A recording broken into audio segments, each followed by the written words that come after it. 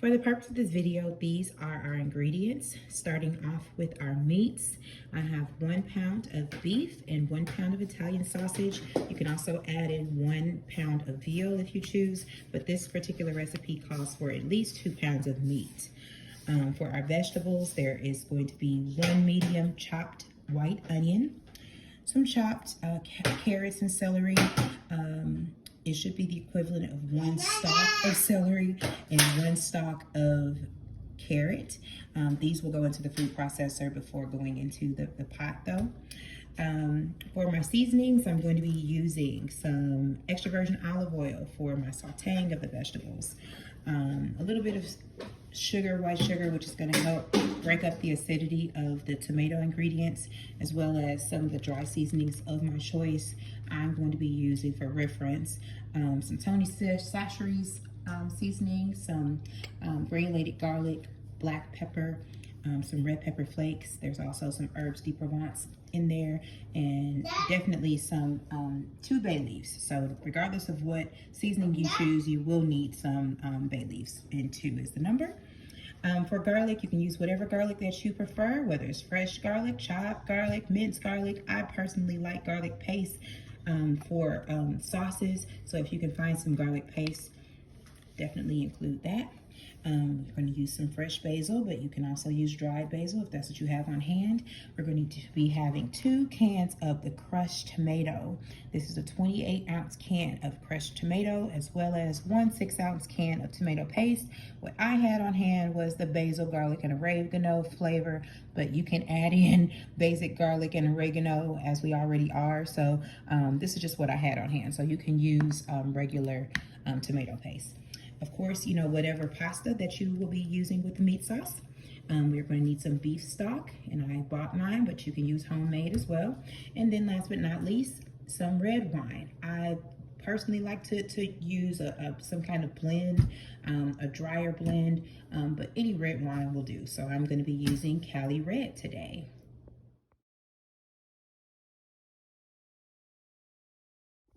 So start off with a pot of your choice, of your choosing, something big enough to hold all of the sauce. I like to start the pan off with a little bit of olive oil on the bottom, and we're going to just put our sausage right in there, in the pan. And just pull that film off the top.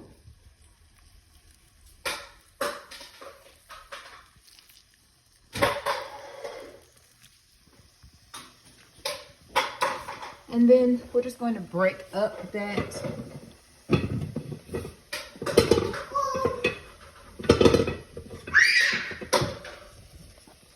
just going to break it up with a nice wooden spoon, ensuring to keep it, you know, fairly chunky. I mean, if that's your preference, is to ground it up, but I like to keep my meats just a little bit chunky. So I'm just going to, you know, break it up a little bit.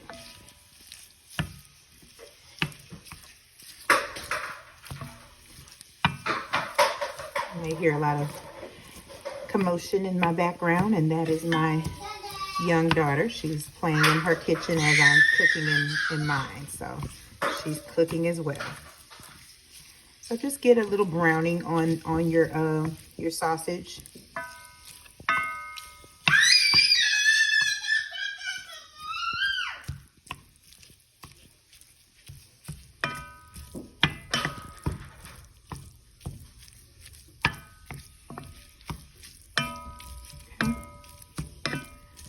Going to add that in just to get that going a little bit.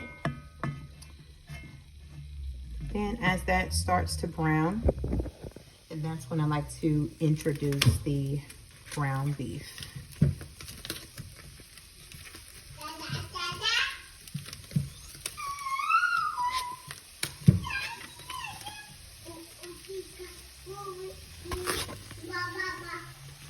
There's our ground beef.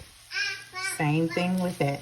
Just pull it all in and try to just keep it, as you can see, I just kind of like to chop it horizontally and then go back vertically, but not, ensuring not to, you know, break it up too much so that it's too chopped.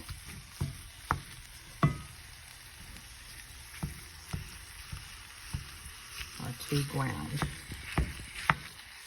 Just follow this process until it is how you like it. And I will come back once it is browned.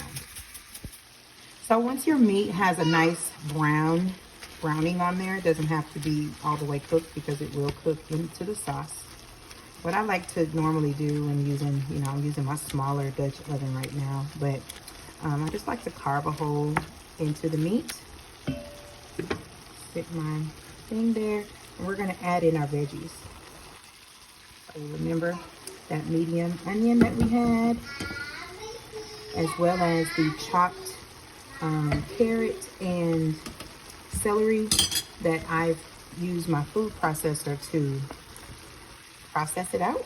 So you can see that it is a nice, almost pureed consistency, but not really. You don't want to leave that chunky, so this one can come out. Then I like to add in my garlic. And as I mentioned before, I like to use garlic paste. So I'm going to use just about that much, maybe a little bit more for now. And it's garlic to taste. So then you just stir it on in.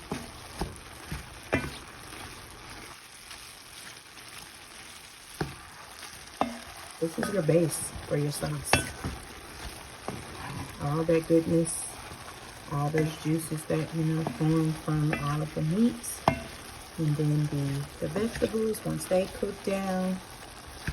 I personally don't like the chunks in there. So as I see them, maybe they got missed by the processor, which my processor is just garbage. Yours might be better than mine. So sometimes it leaves the chunks in there. But I don't, but I just pull them out because I don't like it. But yeah, so we're just getting it all. And then this is where you season it again.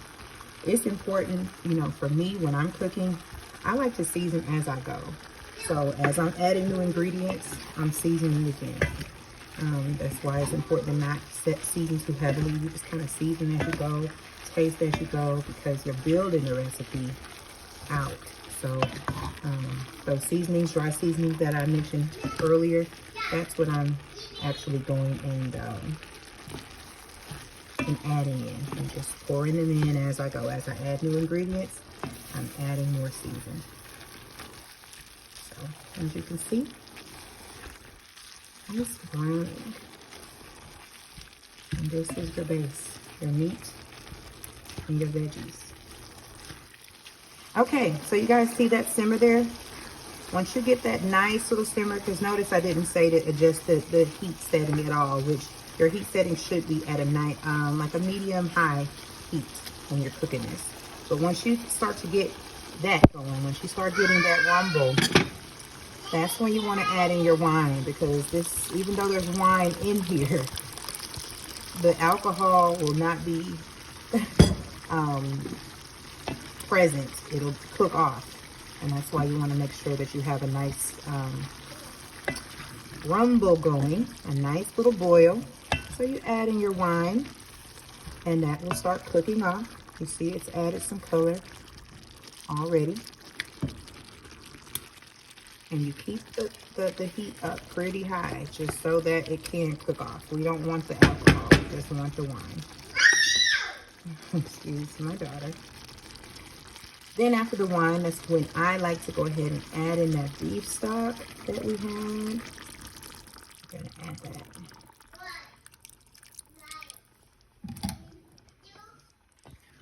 And stir.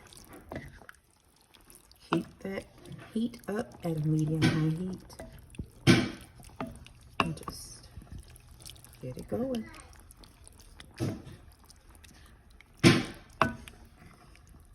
And what did we say?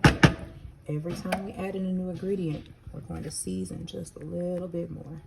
So that's what we're doing now. Adding in a little bit more of that seasoning mix. I like to pre-mix my seasoning, so I'm not reaching for the bottle of this or the bottle of that. It's all preference though. But just make sure that you are seasoning as you go. Just a little bit as you go. And so then I'm just going to let all this marry together for now. And notice I'm being very gentle with how I stir this. And let it just all marry together. It smells so good. I'm sure if you're cooking with me, you are smelling all that goodness. I'm just gonna add a little bit more. Okay. That was the garlic paste that I just added in. A lot of this is just to taste or to smell. You know, I'm looking for a certain smell, so. Okay. So then this is the point where we will go ahead and add in our crushed tomato.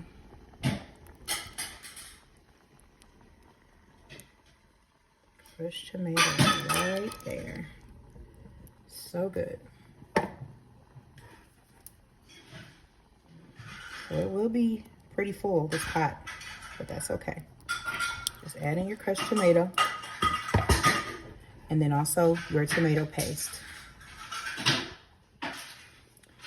So once your crushed tomatoes and your tomato paste has been added, we just will go ahead and fold that in. The way that I like to stir it in is I like to just fold the ingredients in just to really not disrupt the consistency of the meat that I've already added to the mixture. So we just fold in those ingredients.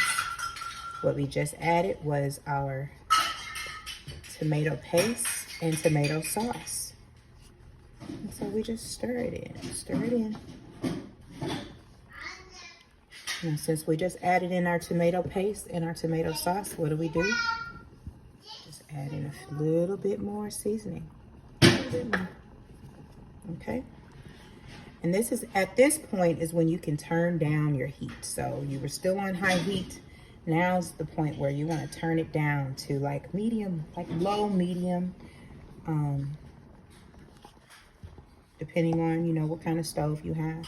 It should be on the lower setting. So like the high, the higher end of the low, if that makes sense. So it should be on low, but not all the way low. But we're just simmering it right now. So we're just gonna continue stirring. And I like a chunky sauce, and that is what this is. It smells amazing. Now, as I explained earlier, to break up the acidity, I like to just sprinkle in some sugar to taste. So for your reference, I don't really measure it out. So for your reference, it'll maybe start off with 2 tablespoons. Or maybe 1, but start off with 2 tablespoons if you like a sweeter sauce. And then you'll taste it. And then we're about to start the simmer. So now is the point where, you know, I like to add in my basil, my fresh chopped basil that we had from earlier. We're gonna add that in. And then also our 2 bay leaves. And just press those into the sauce. Look at how beautiful that is. It smells amazing. It tastes so good. And we just like to stir it very, very slow. And literally, I'm folding it in. At this point is when I like to taste it, just to make sure that it tastes the way that I like it.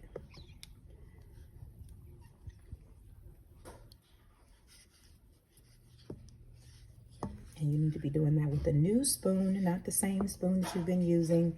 This is not the movies where you taste it and you put the spoon back into the dish, especially right now while we're in this pandemic. That's actually kind of gross. Let's not do that. So I'm just gonna take a spoon. So good. Oh yeah, that is delicious. So good. What I'm adding right now is just a little bit more seasoning. This is all to your liking. And that's the reason why you build it up, because it's also how you over season. Like when you over season, when you just add all your seasonings in all at once, and you can't take them out. So if you are building your flavor as you go, allowing them to kind of marry together, that's how you get the best taste and best flavor. So now add on my top, and we're gonna let that simmer for an hour, and I'll come back.